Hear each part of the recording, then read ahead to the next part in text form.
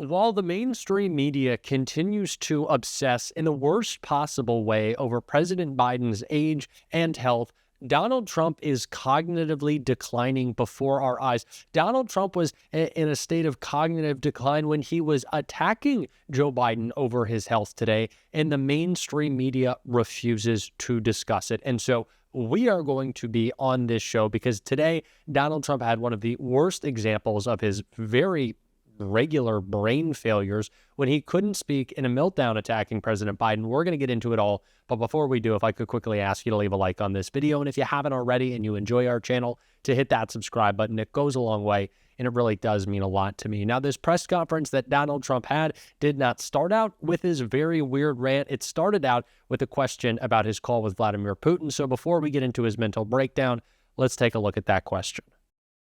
Did you ask President Putin to meet with you? About what? About Ukraine.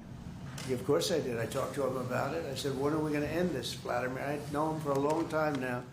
I said, when are we going to end this bloodshed, this bloodbath? It's a bloodbath.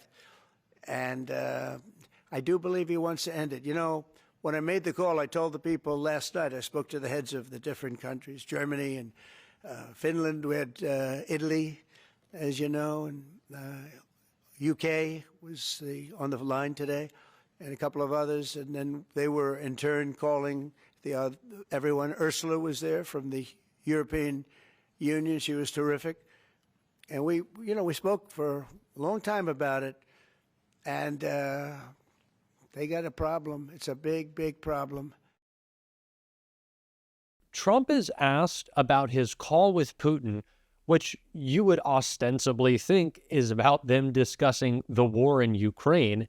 And when Trump is asked, did you talk to him about it? He's like, what? What would I be? Oh, the war? Oh, yeah. Like, what does that insinuate they were discussing then? If Donald Trump cannot predict that questions he's going to be asked about that call are related to the war in Ukraine, were they discussing, I don't know, a boat that Putin is giving Trump? He already has his new shiny plane. Is he getting a boat now? It is crazy. It is insanity. And clearly, there wasn't a lot that happened on that call, because when Donald Trump was asked if he put any pressure on his favorite dictator, if he was strong in any way, like he claims to be, the big macho man, just take a listen to what weak little Trump had to say. You previously on Truth Social implored President Putin to stop. You wrote Vladimir stop, and he didn't stop, quite the contrary.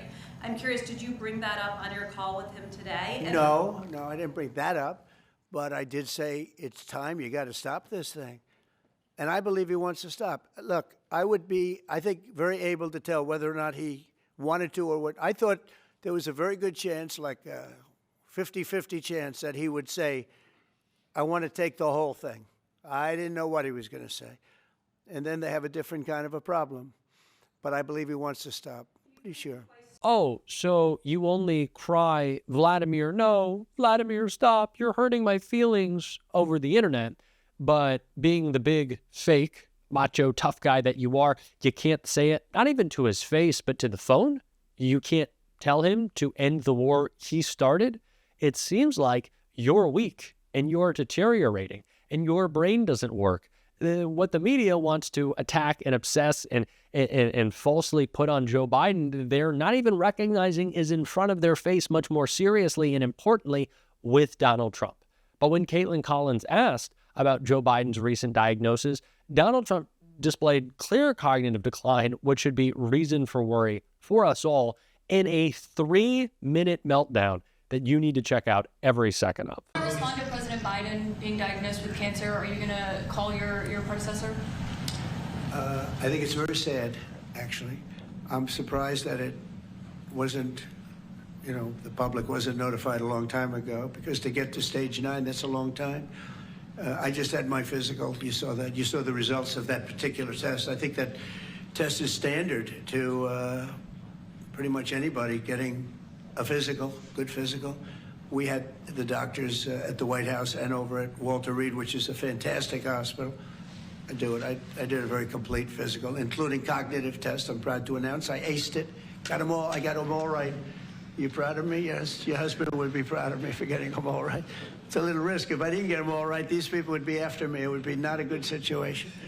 But I think, frankly, anybody running for president should take a cognitive test. They say it's unconstitutional, but I would say in that particular case, having a cognitive test wouldn't be so bad. But when you take tests, medical, as a male, that test is very standard. I don't know if it's given to everybody, but it's given just about.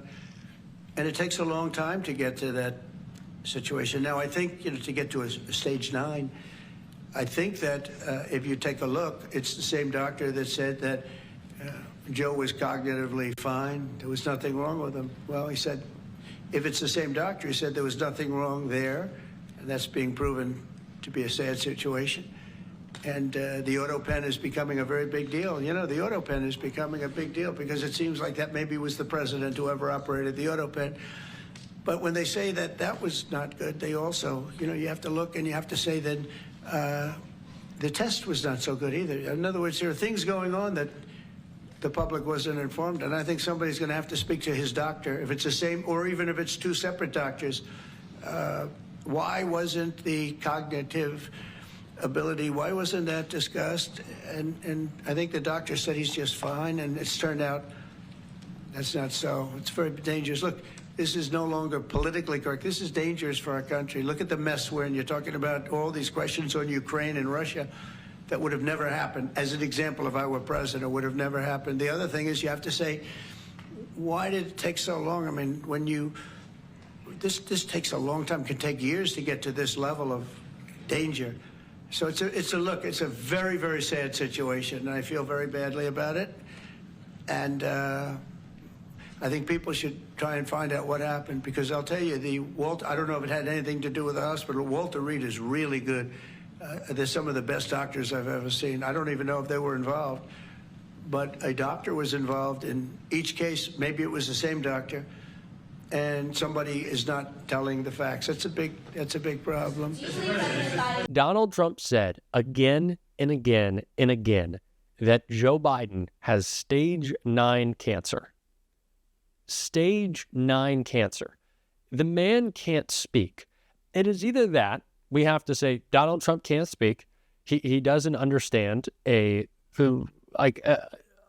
situation which has dominated the headlines, and he has talked about constantly with President Biden's health, or he is such a pathological and dangerous liar that he has to even exaggerate a cancer diagnosis. He has to come up with 5 new stages because he's such a liar and his brain is so sick and twisted. And by the way, that pathology, that lying that we see from Donald Trump, that only gets worse as you cognitively decline. You only speak in greater absolutes. This is scientific. These are studies. We know this. His decline isn't just the forgetting of words, the mumbling, the slurring. It is also how much more extreme he has gotten. And that is terrifying, especially as he decides he gets to wield all the power in the government, and any bill passed is helping him do so. Speaking of which, the real focus of the media should not be President Biden, maybe wishing him and his family well, but not President Biden. It should be on this Republican bill, which Jim McGovern called out right here. What I do want to talk about is the fact that this morning, after midnight actually, Republicans told us that we would be considering their budget reconciliation bill at 1 o'clock in the morning on Wednesday. If Trump's big, beautiful bill is so great, why not debate it when people are still awake? Wouldn't you want everyone to know how great it is? Why are you debating it at 1 o'clock in the morning?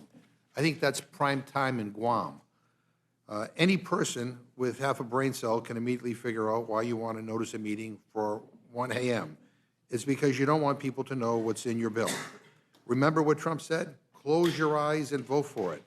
That's exactly what you're all doing, because you all know exactly what the bill does, how unpopular it is, and what regular Americans think of it. It's going to give a huge, massive, historic tax cut to billionaires, paid for by stealing from the American people, ripping away Medicaid from parents and grandparents, ripping away food assistance from kids. This is not hyperbole, my friends. We're not fear-mongering. No matter how many times you use the word, that doesn't make it true. Your big, beautiful scam is a historic giveaway to those at the very, very top. financed and paid for by the rest of America.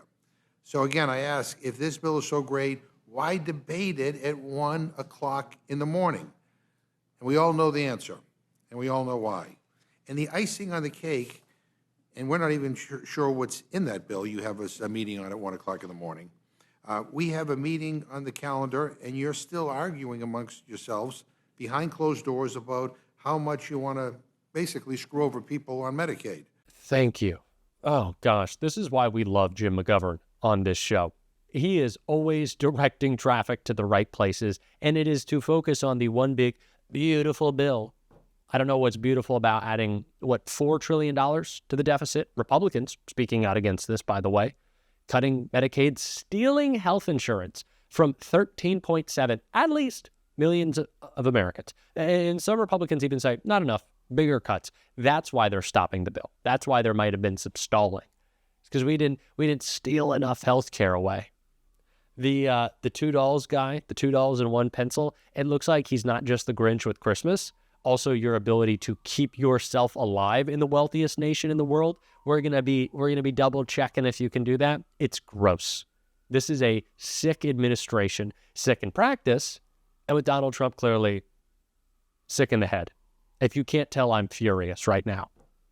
This is gross, and it's why we continue to see so many Democrats speak out. Hakeem Jeffries did in this call out right here. Millions of people in this country are struggling to live paycheck to paycheck. Can't afford housing, can't afford groceries, can't afford to pay their utility bills, can't afford child care, can't afford insurance.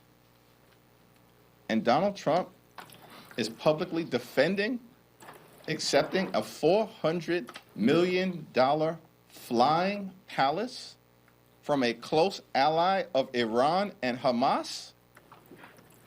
I mean, you can't make this stuff up, which is why even some of his closest MAGA sycophants have made clear this is a plane too far for them. Too far for them. I need us to level up the temperature. I don't know if anyone is just like as angry as I am, that the mainstream media just doesn't understand that the Trump administration trying to play him, trying to distract him, trying to get him to focus on anything else other than this huge monstrosity of a bill that not only goes against everything Donald Trump promised on the campaign, lies, lower your prices, lower your costs, make life easier, doesn't do that, does the opposite, but also breaks with any ideals of what a conservative might be with regards to fiscal policy. This is an abomination. We are going to be focused on this show on what really matters. And if you want to support that, as always, you can hit that subscribe button, leave a like on this video, and if you stuck around to the end, you can drop a blue heart in the comments. And until next time, I'll see you soon.